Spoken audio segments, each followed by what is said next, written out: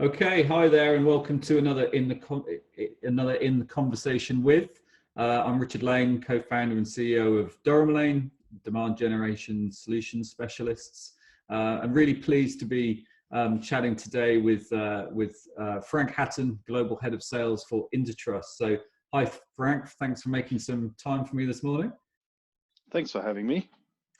Just to get us started, Frank, do you want to just maybe share what you do for Intertrust and a little bit about Intertrust just to get us started? Yeah, so Intertrust is in the financial service industry, really kind of with the backbone of the financial service industry. We provide outsourcing services in any format you can actually imagine from a financial services background. We work within the fund industry, fund administration, and a lot more. We are a technology leader actually in that space as well. We provide corporate services for any type of company with our global footprint. We basically support you where you can't be, we can be there for you. That could be directorships, that could be outsourcing, anything you can imagine. If you want to know more, just reach out, I'd say, because otherwise I'll be talking for the entire 45 minutes about that. Yeah, look, I myself joined the company only in the beginning of this year. I actually worked in technology up till now, Microsoft, LinkedIn, PayPal prior to that. So very different experience, but all kind of coming together very well for me. And it's clearly an interesting time as well to join a new industry and do something new. Absolutely. So you've joined, getting your feet under the table, and then we find ourselves in these unprecedented times. And part of these in the conversation with series is about how are people like you dealing with change, and really, I guess, how are organizations dealing with seismic change, really, in terms of COVID-19 and what that's meant from both a country level and a global level. So perhaps one of the first things just to understand, if you could share with us, is how's Intertrust reacted? You know, how has the transition gone from going to 100% remote? Was that a big shift for you as an organization, or was it almost business as usual? It's definitely wasn't just business as usual. From a company's perspective, we were on a path, technology enabled as a company. We are, and we wanted to drive this a lot further. So there's a lot of things that were working in the background towards this. But I would say a time frame that was probably not just months, but maybe more than that, to get it all done, to make it all possible in almost less than 2 weeks, where over 90% of the global population of over 3,500 people can work remotely and business keeps going. That was just incredible. Our IT team rose to the challenge in a manner that nobody has expected. It wasn't just easy. It wasn't like everybody just walked home, connected their devices, and off they go. A lot of stuff has to happen in the background. Security obviously being a key part of those considerations as well. Yeah. And a lot of technology in the background wasn't quite there yet, but we managed, and we kept the operation running around the clock. In every global location, we managed to make sure that people can continue working while obviously staying safe, and that was our key consideration. But I have to say, like, I'm still impressed what a company I joined from a setup. I would have never thought that was necessarily possible in that short a time frame, but we managed. And now it becomes business as usual. The interesting thing is it took us probably 2 weeks to settle in, and now we're talking about it as business as usual. And there are other things that we are now probably leapfrogging into when you think about digital signatures and so on. That is in our space not yet a standard, but right, seemingly is very quickly becoming a standard as well.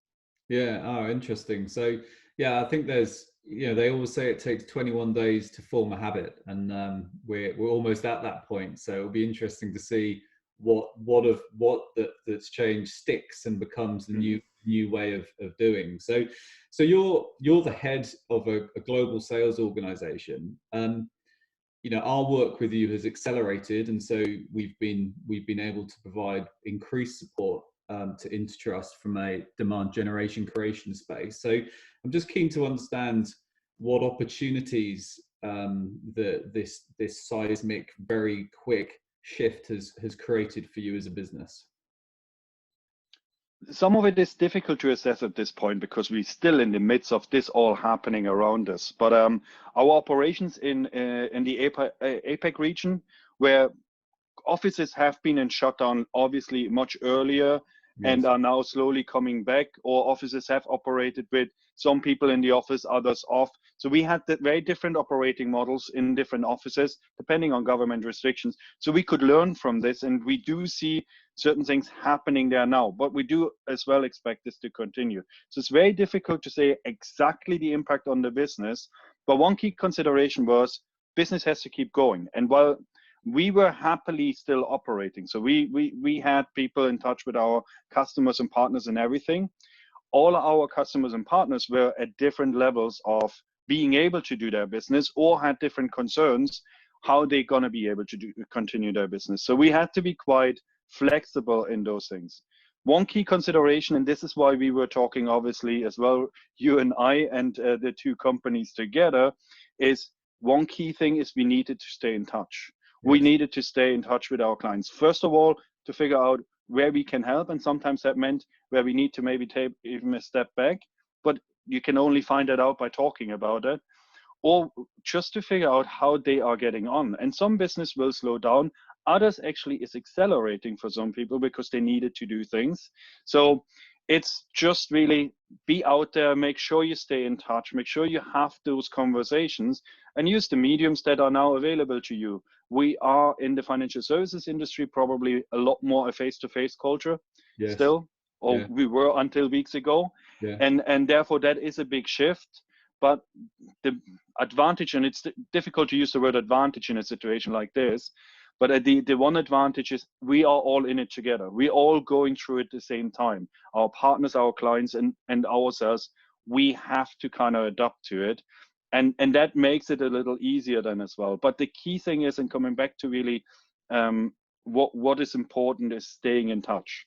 And the more touch points we therefore can have and understand where our clients are, the easier we can react in an appropriate manner. And that's really where you guys came in for us as well. Yeah, and I think it's that also that opportunity to be very agile and to pivot and to change the conversation based on what you're hearing, I think is a really important point as well, isn't it? Definitely. Agility is one of those things everybody loves the word, but it's not very easy to live up to if you work in a global organization, if you work with certain things that are regulated to an extent as well, where you can't just decide, oh, let's do something different here. So there's a lot of considerations that go into those things as well. And then how much do you want to push the envelope by trying new things without breaking what you have is all those things. When you think about agility, sometimes I call them big buzzwords. The big buzzwords are easily bunted around and people use them all the time, but to put it into an execution mode, this is where you then have to really be mindful. But in our days, the balance between mindful and the speed of the market and everything around you, that's, I think, where agility then applies. Yeah, okay, nice. There's an equation in there somewhere for sure. I think something one of our customers said to me a few weeks back has really stayed with me. He said, if you create a void, your competitors fill it.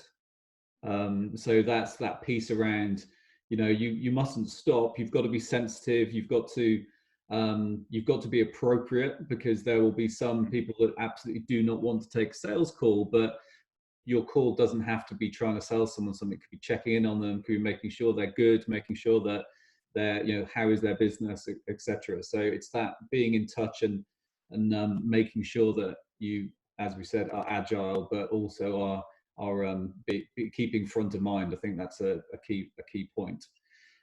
Any tools that you've adopted as a team or as a business that perhaps you weren't using before, or you wanted to use, and this has been the accelerant to help that happen? So I have to be a little careful because as an ex-Microsoft employee, obviously, the Microsoft Teams has been for me obviously something I've been very familiar with, and we're using now as a Microsoft customer in the first place a lot more. But other communication tools. So we tried different video conferencing tools, and it's interesting how a lot of people very quickly became experts in those and wouldn't have ever used them before, because in nowadays, obviously, a lot of this technology is rather simple. Key thing is, and that's what we quickly realized then as well, there is so many of them out there. And while there are a few dominant players, they all have their, and I won't go into names here, but Yeah. some of them have their technical difficulties because suddenly the demand was very high. Others may have some security issues, so we needed to be careful there as well. So getting everybody aligned onto maybe just the one or two key ones, that's kind of where we are now, rather than kind of it's a free for all, use whatever tool you want, because that quickly becomes not manageable. And we do want to make sure as well that communication is something that really gets driven through it in an efficient manner, because too many tools just creates a lot of clutter and noise as well. Now,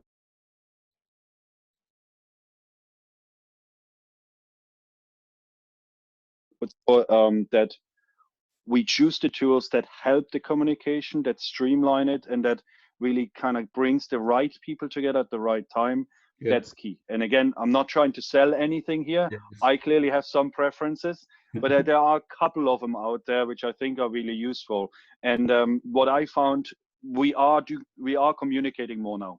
Yes. It's interesting, like even people you would have been around, like in the offices. Now I have a global team, so the majority of my team is nowhere close to me, so I would have been remote from them anyway.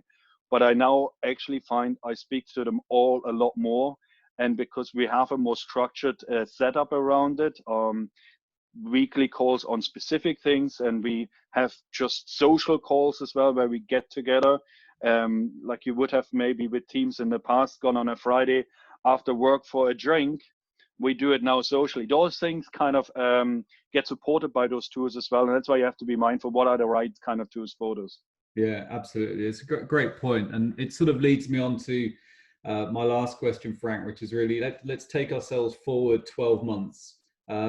Hopefully, we're not all sitting in our houses, in our bedrooms or front rooms or studies 24/7 still, and we're back in business. What are the things? What things so far do you think you'll keep doing, and what are the things that you hope you'll do more of?